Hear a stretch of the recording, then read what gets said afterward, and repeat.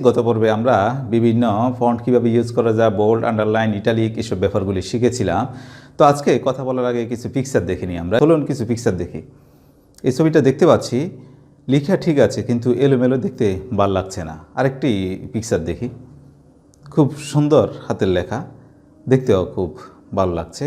এই ব্যাপারগুলি গত পর্বে আমরা দেখেছি। আজকে দেখব আমরা অ্যালাইনমেন্ট, কিভাবে বিভিন্ন রো, সেল অথবা বিভিন্ন ডেটাকে কিভাবে সমান অ্যালাইনমেন্টে রাখা যায় সেই বিষয়গুলি আমরা দেখব। প্রথম ছবিটা দেখতে পাচ্ছি আমরা, এই ছবিটাতে অনেকগুলি হাঁস এলোমেলো অবস্থায় উঠছে, বসে আছে, এই ব্যাপারগুলি দেখছি। আরেকটি ছবি দেখি, বিভিন্ন মৌমাছি উঠছে এলোমেলোভাবে, সারিবদ্ধভাবে ওরা নাই। ছবিটা দেখতে পাচ্ছি পিপিলিকা সুন্দরভাবে একই লাইনে যাচ্ছে, দেখতে আসলে ছবিটা অনেক ভালো লাগছে। আরেকটি ছবি দেখি, দেখতে পাচ্ছি অনেকগুলি পাখি উঠছে কিন্তু অ্যালাইনমেন্ট ঠিক রেখে, দেখতেও ভালো লাগছে, তাকিয়ে থাকার মতো এই ছবি। এখানে দেখতে পাচ্ছি অনেকগুলি গাছ সারিবদ্ধভাবে লাগানো আছে, অর্থাৎ কীভাবে অ্যালাইনমেন্ট ঠিক করা যায় সেই ব্যাপারগুলি আজকে আমরা শিখব। এবং আরেকটি বিষয় শিখব কীভাবে বিভিন্ন সেলকে মার্জ করা যায়। কয়েকটি ছবি দেখি, এই ছবিটা দেখতে পাচ্ছি দুইটি রাস্তা এসে এক জায়গায় মিলিত হয়েছে, দেখতে ভালো লাগছে। আরেকটি ছবি দেখি, এখানে দেখতে পাচ্ছি যে কিছু বক্স একসাথে করা হচ্ছে। আজকে আমরা দেখব বিভিন্ন সেলকে কীভাবে একসাথে করা যায় সেই বিষয়গুলি আমরা শিখব। চলুন কথা না বাড়িয়ে আমরা কম্পিউটারে ঢুকে পড়ি।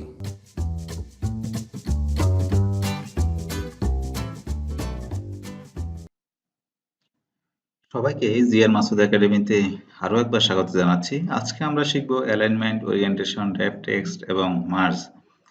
এখানে একটি টেবিল দেখতে পাচ্ছি, বিভিন্ন কলাম দেখতে পাচ্ছি এবং কলামের বিভিন্ন কালার, আন্ডারলাইন এবং বোল্ড, এগুলি গত ক্লাসে আমরা শিখে নিয়েছি।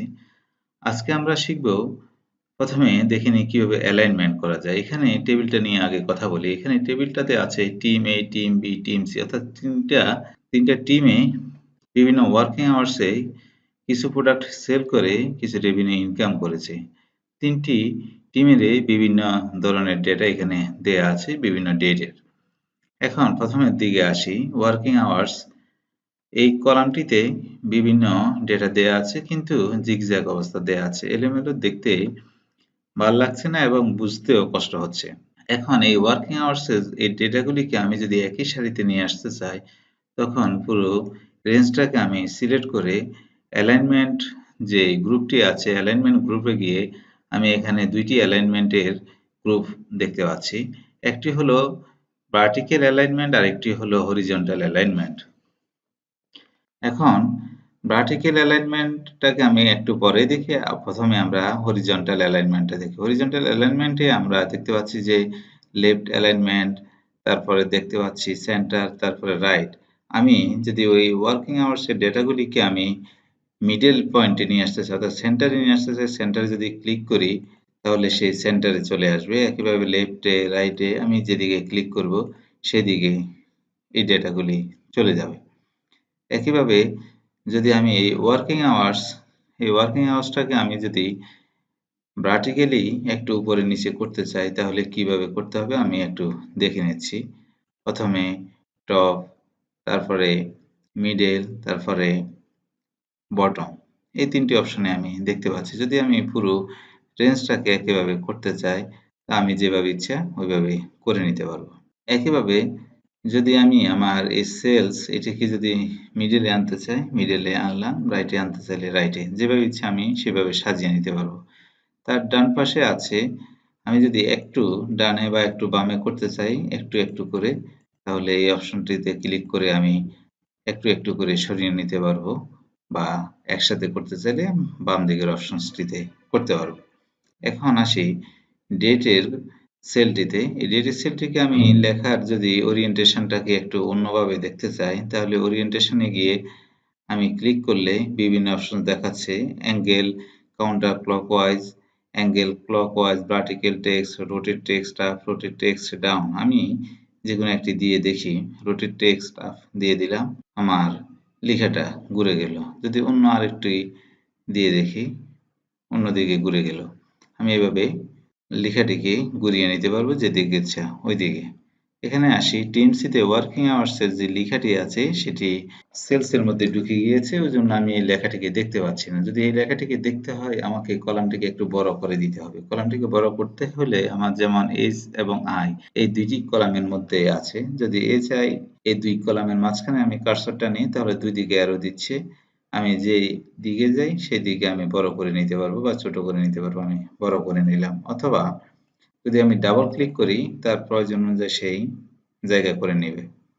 যদি আমি অনেক বড় জায়গার দরকার হয় কিন্তু আমি এত বড় জায়গা যদি না দিতে পারি, তখন আমাকে কি করতে হবে, র্যাপ টেক্সট করে নিতে হবে। এই যে এখানে যে অপশনটি আছে র্যাপ টেক্সট, এই র্যাপ টেক্সট ক্লিক করলে যদি আমি সিলেক্ট করি র্যাপ টেক্সটে যাই তাহলে লেখাটিকে আমি ভেঙে দিবে, আবার যদি একটু বড় করে নিই আমি তাহলে সাইজ করে দিবে, অর্থাৎ আমার প্রয়োজন অনুযায়ী সেই রূপ ধারণ করবে। এখন আসি টিম এ। এখন যদি আমি টিম এটাকে মাঝ বরাবর আনতে চাই তাহলে হয়তো মাঝখানে লিখতে হবে, কিন্তু যদি এখান থেকে মাঝখানে লিখতে যাই তাহলে কিন্তু ওই সেলের মধ্যে সে মাঝ বরাবর আসতে চাচ্ছে। এখন আমি যদি এই তিনটি সেলকে একসাথে সিলেক্ট করে মার্জ করে দিই, অর্থাৎ এক করে দিই, তিনটি সেলকে মার্জ অপশনে গিয়ে মার্জে ক্লিক করলে মাঝ বরাবর চলে আসবে। একইভাবে টিম বি কেও যদি আমি করে নিই হয়ে যাবে। মার্জ করতে গেলে আমার দুই বা ততোধিক সেলের সমন্বয়ে মার্জ করতে হবে। যেমন এখানে আমি যদি তিনটি সেলের সমন্বয় করে নিই, মার্জ করে নিলাম। যদি আবার মার্জ ফিরিয়ে নিয়ে আসতে চাই তাহলে আবার ক্লিক করলেই মার্জ ফিরে চলে আসবে। এই কাজগুলি আমরা একইভাবে অন্য জায়গা থেকেও আমরা করতে পারি। সেটি হলো এই জায়গাতে ক্লিক করে ফরম্যাট সেলের যে অপশনটি আছে এখানে আসবে, অথবা কিবোর্ড থেকে কন্ট্রোল 1 চাপ দিলেও আসবে। অ্যালাইনমেন্ট অপশন এখান থেকে হরিজন্টালের যে অপশনসগুলি আমরা এতক্ষণ দেখেছিলাম সেই অপশনসগুলি এখানে দেয়া আছে। ওরিয়েন্টেশন কত ডিগ্রি আমরা ঘুরাবো, কাউন্টার ক্লকওয়াইজ নাকি ক্লকওয়াইজ সেই অপশনগুলি এখানে দেয়া আছে, বা র্যাপ টেক্সট করবো কিনা সেই র্যাপ টেক্সটের অপশনগুলি আছে। আমরা গত পর্বে শিখেছিলাম ফন্ট, বর্ডার, ফিল, এই অপশনস গুলি আমরা দেখেছি। এই বিভিন্ন ট্যাবে আমরা কাজ করেছি। আজকে অ্যালাইনমেন্ট নিয়ে কাজ করলাম। আগামী পর্বে আমরা নাম্বার এই ট্যাবটি নিয়ে কাজ করব। বন্ধুরা, আজকের মতো এখানেই বিদায় নিচ্ছি। আগামী পর্ব দেখার আমন্ত্রণ রইল, এবং পর্বটি যদি ভালো লেগে থাকে বন্ধু বান্ধবকে শেয়ার করে পর্বটি দেখার সুযোগ করে দিন, এবং চ্যানেলটি যদি ভালো লেগে থাকে আপনাদের তাহলে সাবস্ক্রাইব করুন, আমাদের সঙ্গে থাকুন। আজকের মতো এখানে বিদায় নিচ্ছি। আল্লাহ হাফেজ।